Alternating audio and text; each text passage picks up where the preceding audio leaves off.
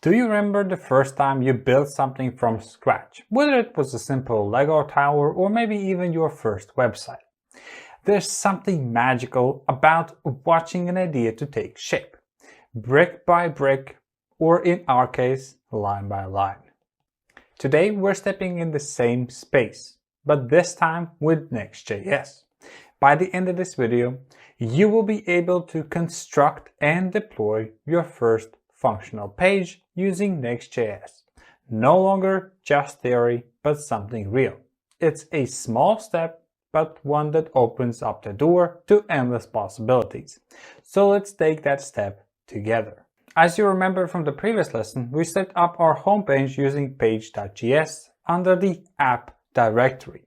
So file automatically becomes the root of your application. Now let's expand our app by adding a new page in the same app folder. To differentiate a little bit this new page, under the app folder, we're going to create another folder that we were going to call About.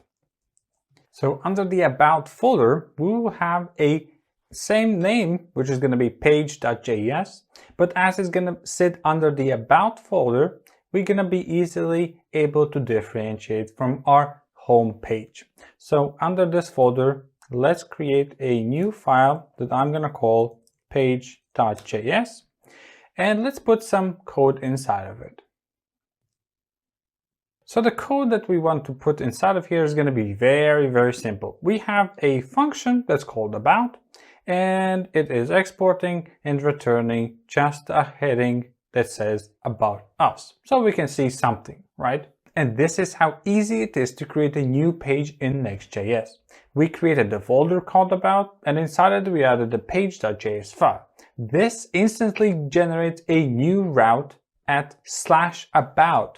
No need for extra configuration or routing libraries. Now to test it out, let's go to the browser. Here we have our browser up and running still, as I didn't have to really do anything. But what I'm going to do, I'm going to change the URL from the default or the home page where we have /nothing, even slash we don't need to put. I'm going to put /about, and voila, here is our new page. And it was that easy. Here we have the result just by creating the page.js file inside of the about folder. Again, as I mentioned, in Next.js automatically generates the route for us. And from now on, we can easily access this page by putting specific path. Now, coming back to the original page.js that we already had beforehand, I'm going to add one more line in the main code itself. That's going to look like this. We're going to link the new page and name it go to about page. So let's see if this actually is going to work. Now we need to get back to the main page.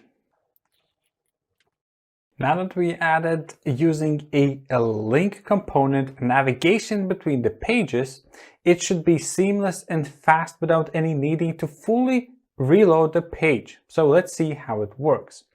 We have a go to about page. Let's click on the page and voila, indeed, it was seamless and very fast. Of course, we don't have too much of a data to load here, but it should work even with a lot of data inside of it. And here it is. So again, just clicking the link, it takes us to about page, and Next.js optimizes these transitions between the pages so they feel smooth and fast, thanks to client-side navigation. And of course, we can navigate back as well. So to conclude a little bit, when you click on the link, you'll notice there is no full page reload. That's because Next.js is using client-side navigation, as I mentioned, which means that only the parts of the page that is needed updating are fetched. This makes the user experience fast and smoother.